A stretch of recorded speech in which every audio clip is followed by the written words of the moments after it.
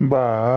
বাল কালি এটা ফেচবুকত ফটো দিলো বাপ্পা ও 12,000 মান লাইক আহি গৈছে বাল মোক আৰু সকলোৱে চিনি পোৱা হৈ গৈছে। বাৰ আমাৰ আকৌ বিৰাট গাজা মাৰি আছে ভাল অলপমান দিওঁ ময়ো এটা কালি ভাল ফেচবুকত ফটো দিলো বা